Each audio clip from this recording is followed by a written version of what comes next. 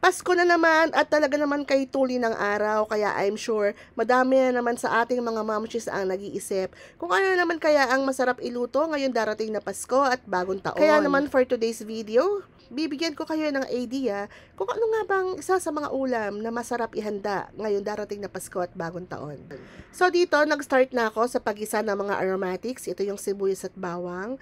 So no once na naamoy ko na talaga na amoy gisang-gisa na siya, nilagay ko na yung pata ng baboy. Ang ginamit ko dito ay pata front. So dito parang magigisa lang din tayo ng pata ng baboy, pero dahil sobrang laki niya, hindi natin siya pwedeng haluin ng haluin, kaya babalik na rin na lang natin siya. At dito parang ang gusto kong ma-achieve ay yung medyo parang nagba-brown lang ng konti. Ganon. Sa ganitong way kasi, mas lalabas yung lasa ng karne.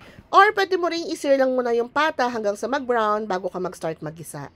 And after ko nga mabaliktad ng ilang beses yung pata, inilagay ko na yung pineapple juice at naglagay din ako ng Sprite. Itong pineapple juice at saka Sprite, ito yung tutulong para mas mabilis yung pagpapalambot ng karne at ito rin yung magbibigay ng tamis sa recipe na to. Pagdating naman sa mga pampalasa, naglagay ako ng soy sauce, oyster sauce, maglalagay din tayo dito ng konting salt.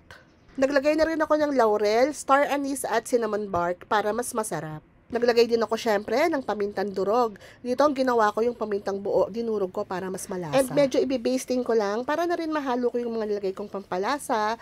At dahil dapat maganda ang pagpapakulo natin dito, mag-a-add tayo ng water. Yan, sa water hindi naman kailangan punong-puno kasi mag-slow cooking lang tayo dito eh. So tatakpan lang natin hanggang sa kumulo siya. At kailangan din natin tong bantayan kasi kailangan natin alisin yung mga bula-bula. Kasi dumi nila yan. Or yan yung dumi niya. Dumi nila, ano ba yung pinagsasabi ko? And after ko na nga matanggal yung bula, binaliktad ko lang muna yung pata, and then tatakpan ko ulit, at this time, magsisimmer na ako. Sinimmer ko lang to ng low heat kasi kailangan low or slow cooking tayo dito. At habang sinisimmer, kailangan mo pa rin tong silip-silipin time to time para baliktarin yung pata, para maganda or pantay yung pagkakaluto nito. And after 1 hour and 45 minutes, ayan, ganun katagal ko siyang sinimmer. Ayan na yung pata, lumambot siya or malambot na siya. Nilagyan ko lang ng bell pepper. Ito yung magbibigay ng sobrang bango sa ulam na to. At nakakagana talagang kumain kapag may bell pepper. Naglagay lang din ako ng sugar. Muscovado po yung nilagay ko. Pero pwede kayo maglagay brown sugar or white, pwede na rin. Para naman sa pampalapot ng sarsa, naglagay ako ng slurry. Yun yung cornstarch water. Inalis ko na yung star anise at yung cinnamon bark. At para gawing mas espesyal tong ulam na ihahanda natin, maglalagay tayo ng fruit cocktail. O, diba? Napaka-festive ng ating ihahanda ngayong holiday. So, sa fruit cocktail, kahit anong brand, pwede nyong ilagay. At depende sa inyo kung gaano kadaming fruit cocktail yung gusto nyong ilagay. Ako, ang ginamit ko dito, yung sumunod sa small. Syempre, medium. Ayun, ganun lang. Hindi naman yung malaki. Yung sakto lang.